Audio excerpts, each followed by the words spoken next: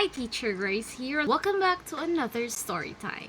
Today, pag-uusapan natin ang isa sa pinaka-underrated pero isa sa pinaka-matalino tao na nabuhay. Nikola Tesla. Kung may taong literal na born ahead of his time, siya na yon. Imagine this. Late 1800, walang smartphone, walang wifi, walang electric grid na maayos. Pero si Tesla, inisip na niya lahat yan. Yung ilaw na ginagamit natin ngayon, yung alternating current or the AC system, siya ang rason kung bakit may ligtas, efficient, at umaabot kahit sa ang sulok ng mundo. Yung kuryente natin. But here's the twist. Tesla is a genius, but he was not celebrated. Actually, madalas siyang ma-misunderstand. May mga idea siyang sobrang advanced, kaya people thought that he is crazy. He dreamed of the wireless energy, worldwide free electricity, remote-controlled machines. At panahon yun na wala pang mga ganong technology. Para siyang taong may time machine na nagkamaling bumaba sa isang century. One time, pinakita niya sa public ang isang remote-controlled boat. People freaked out. Akala nila may magic, may multo, or may trick. Pero hindi. He was simply decades ahead. Then there's missed credit.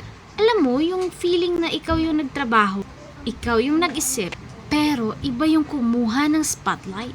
That happened to Tesla many times. His ideas were used, copied, and overshadowed by more powerful businessmen and investors around him.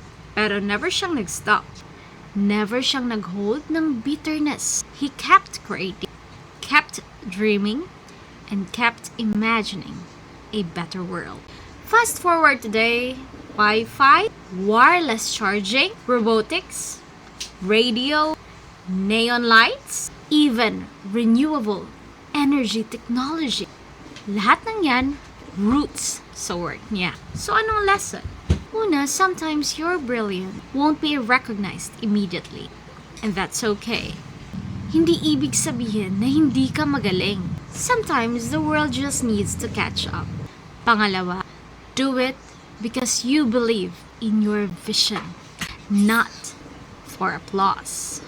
Tesla stayed passionate kahit wala siyang fans, walang medals, or fame. Kasi mahal niya yung ginagawa niya. Pangatlo, your uniqueness is your power. People called him strange, weird, unrealistic.